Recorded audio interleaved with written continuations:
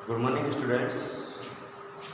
देखिए, आज हम बात करेंगे विद्युत क्षेत्र के एकांक आयतन में ऊर्जा।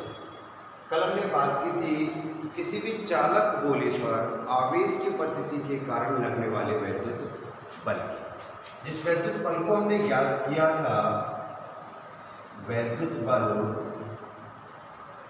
जो हमें प्राप्त हुआ DF बराबर sigma square upon 2 epsilon not dA।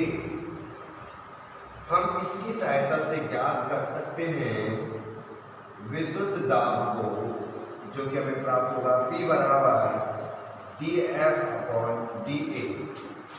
बल बटे क्षेत्रफल कहलाता है विद्युत दाब। सो P का मान आपको प्राप्त होगा sigma square upon 2 epsilon not, equation number first. जब किसी वस्तु पर दाब लगता है तो उस दाब के कारण वहाँ पर कुछ विशेष स्थितियाँ उत्पन्न होने प्रारंभ हो जाती हैं। उनके बारे में आज हम बात करेंगे, जिसके बारे में किसका कहते हैं, ऊर्जा, एकांक आयतन में ऊर्जा के बारे में हम बात करेंगे। तो सबसे पहले हम बात करेंगे, हमारे पास एक कैपिटल R त्रिज्या का या स्मॉल r त्रिज्या का एक चालक गोला है। ये चालक गोला आपके पास है जो कि स्मॉल r त्रिज्या का है, जिस पर P बराबर sigma square upon 2 epsilon not विद्युत दाब कार्य करता है। यदि हम बात करें इस चालक गोले पर लगने वाले बल के बारे में कि चालक गोले पर कितना बल कार्य करेगा, इसके बारे में अगर हम बात करें तो चालक गोले पर लगने वाला बल F बराबर होगा P dot A। That's of reason, क्योंकि हम जानते हैं कि P बराबर होता है F upon A। So F बराबर हो जाएगा PA, जहाँ P का मान हम इक्वेशन नंबर फर्स्ट में देख चुके हैं। तो समीकरण 1 से F बराबर प्राप्त होगा sigma square upon 2 epsilon not into A। अगर एक ही बात हम करें तो ये भी हम अच्छे से जानते हैं कि A बराबर होता है 4 पाई r स्क्वायर इस गोले के लिए। तो आप लिख सकते हैं F बराबर sigma square upon 2 epsilon not 4 pi r square, equation number second. जब किसी चालक गोले पर ये बल लगता है तो बल लगने के कारण इसकी त्रिज्या में थोड़ी सी कमी होती है, अर्थात ये अंदर की ओर dr दूरी तक विस्थापित हो जाता है। कितना? dr दूरी तक विस्थापित हो जाता है। ये स्थिति जो आप देख रहे हो, इसके बारे में हम बात कर रहे हैं, क्योंकि हम जानते हैं कि इसके बाहर बिंदु EP और अंदर उपस्थित होता है EQ। जब इस पर बल लगा, विद्युत दाब लगा, उस दाब के कारण जो इस पर बल लगा, उस बल के कारण इसके अंदर जो विस्थापन हुआ है, उस विस्थापन की वजह से इसकी त्रिज्या आपको R माइनस dr प्राप्त हो जाती है। ऐसा होने पर EP के आयतन में वृद्धि होती है और EQ के आयतन में कमी होना प्रारंभ हो जाती है।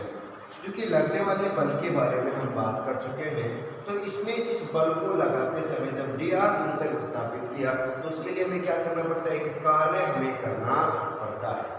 उस कार्य के कारण इसमें ऊर्जा संचित होती है। तो हम सबसे पहले ज्ञात करें किया गया कार्य F बल के द्वारा, या फिर सीधा लिखिए किया गया कार्य dW बराबर F डॉट dr, जहाँ F का मान समीकरण 1 में लिखा हुआ है। तो समीकरण 1 से dW बराबर sigma square upon 2 epsilon not 4 pi r square dot dr। क्योंकि मैंने अभी आपको बताया था कि इस कार्य के द्वारा यहाँ एक ऊर्जा संचित होती होती है जिसके कारण ई पी के आयतन में वृद्धि होती है, अर्थात ई बराबर सिग्मा अपॉन एप्सिलॉन नॉट के आयतन में वृद्धि होती है, अब वो वृद्धि आपको कौन सी है वो आप यहाँ देखें, देखो 4 पाई आर स्क्वायर क्षेत्रफल है इंटू डी आर विस्थापन है, क्षेत्रफल इंटू विस्थापन कहलाता है आयतन। तो आप लिख सकते हैं डी डब्ल्यू बराबर sigma square upon 2 epsilon naught D V. अगर मैं संपूर्ण कार्य की बात करूं, संपूर्ण चालक के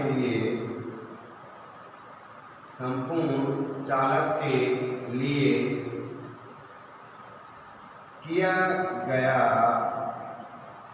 कार्य W बराबर इंटीग्रेशन ऑफ डी डब्ल्यू, अर्थात W बराबर इंटीग्रेशन ऑफ डी डब्ल्यू का मान sigma square upon 2 epsilon naught D V आपको प्राप्त होता है।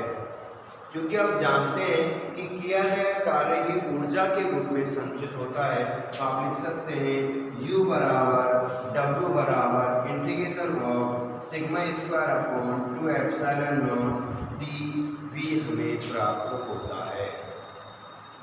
एक छोटी सी चीज के बारे में हमने कल भी आपको समझाया था, एक बात आपको हमने कल भी बताई थी कि E बराबर क्या प्राप्त हुआ है आपको, सिग्मा अपॉन एप्सिलॉन नॉट प्राप्त होता है, ये बात हम जानते हैं।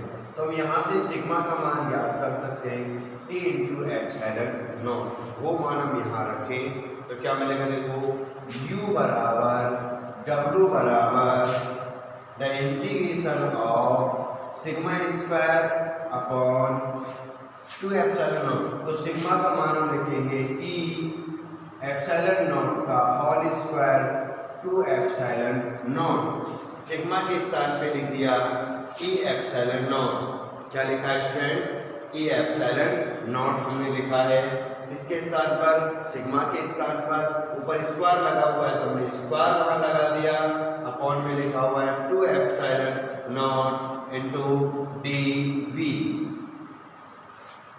अगर हम इस मान को सॉल्व करें तो हमें मिलेगा U बराबर W बराबर इंटीग्रेशन ऑफ 1/2 1/2 E स्क्वायर, एक एप्सिलॉन नॉट से एक एप्सिलॉन नॉट कट जाएगा तो आपको नीचे मिलेगा एप्सिलॉन नॉट डी वी।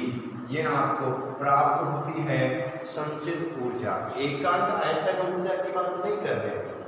ये जो आपको मान मिला है ये इस चालक गोले में विद्युत दाब के कारण या लगने वाले विद्युत बल के कारण संचित होने वाली ऊर्जा आपको प्राप्त होती है। हम इसकी सहायता से ज्ञात कर सकते हैं ऊर्जा घनत्व। क्या ज्ञात कर सकते हैं स्टूडेंट्स, हम ऊर्जा घनत्व हम ज्ञात कर सकते हैं। ऊर्जा घनत्व होता है प्रति एकांक आयतन में संचित ऊर्जा। क्या होती है बेटा, प्रति एकांक आयतन में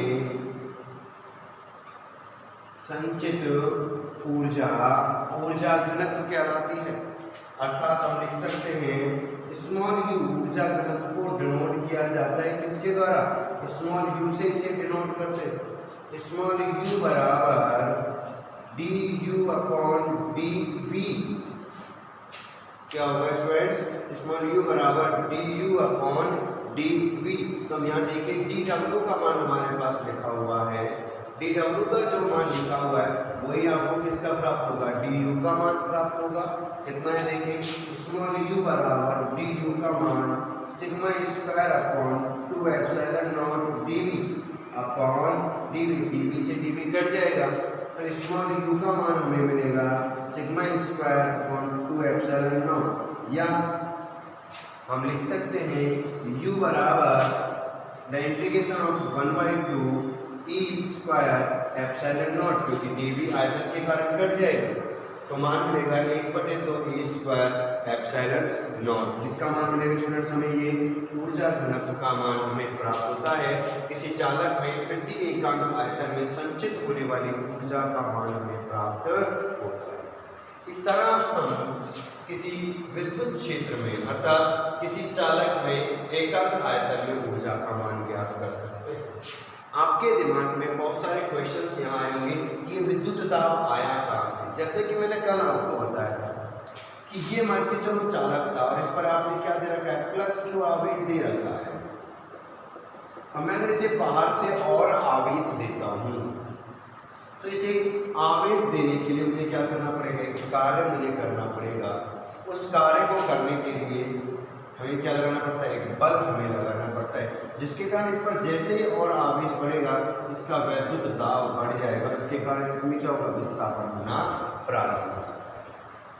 ये जो विस्थापन हुआ है dr दूरी का, इसके लिए हमने क्या किया है?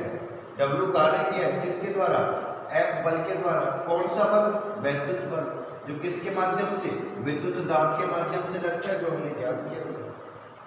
तो ये जो हम कार्य कर रहे हैं बल के द्वारा, ये कार्य ही किसके रूप में संचित होती है? यहाँ पर ऊर्जा के रूप में संचित होती है, जिसका मान हम ज्ञात करते हैं। फिर हम अगर कहें कि ये जो चालक हो रहा है उसके प्रति एकांक आयतन में अगर देखा जाए तो प्रति एकांक आयतन में जो ऊर्जा हमने ज्ञात की है, W का U का मान जो ज्ञात किया है, उसका प्रति एकांक मान किसके रूप में प्राप्त होना शुरू हो जाता है? हमें ऊर्जा घनत्व के रूप में प्राप्त होना प्रारंभ हो जाता है, जिसका मान आपके सामने है। इस तरह चैप्टर नंबर 2 में गाउस के 5 अनुप्रयोग, किसी चालक गोले पर लगने वाला वैद्युत बल और एकांक आयतन में प्राप्त होने वाली ऊर्जा का मान हम कैलकुलेट करते हैं। साबुन के बुलबुले से संबंधित एक टॉपिक आपका है जो कि इस चैप्टर से रिलेटिव है, लेकिन सिलेबस के कंडीशंस को देखते हुए अभी उसके बारे में कुछ कहना संभव नहीं है। हम उसके बारे में बात करेंगे, लेकिन जब हम सिलेबस को क्लियर करेंगे तब हम बात करेंगे।